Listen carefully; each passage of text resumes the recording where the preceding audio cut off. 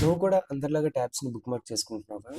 మనకి work related are educational related ఇలా చాలా ట్యాబ్స్ అయితే మనం మన బ్రౌజర్‌లో ఓపెన్ చేసుకుంటాం. కానీ ఎప్పుడైనా బ్రౌజర్ క్లోజ్ చేస్తే ఇవన్నీ ఒకేసారి క్లోజ్ అయిపోతాయి. ఈ చిన్న ట్రిక్ ఫాలో అయితే మనకెప్పుడు కావాల్సిన ట్యాబ్స్ అప్పుడే ఓపెన్ చేసుకోవచ్చు. నేనైతే పైథాన్ రిలేటెడ్ నేర్చుకుందాం అనుకుంటున్నాను. అందుకే ఒక 3 రిసోర్సెస్ అయితే ఆల్రెడీ ఓపెన్ చేసి పెట్టుకున్నా. కాకపోతే నేను ఎప్పుడైనా బ్రౌజర్ క్లోజ్ చేస్తే ఇది 3 ట్యాబ్స్ క్లోజ్ అయిపోతాయి.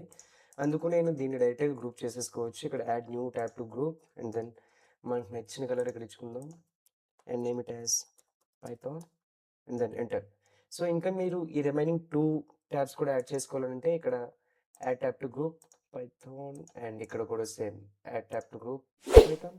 సో, మనం మన బ్రౌజర్‌ని క్లోజ్ చేసి ఓపెన్ చేసిన వెంటనే ఇక్కడ గ్రూప్ అయితే కనిపిస్తది. ఎప్పుడైతే మనం అందులో క్లిక్ చేస్తామో మన 3 ట్యాబ్స్ ఆల్రెడీ ఒకేసారి ఓపెన్ అయిపోతాయి. ఇది ట్యాబ్ గ్రూపింగ్.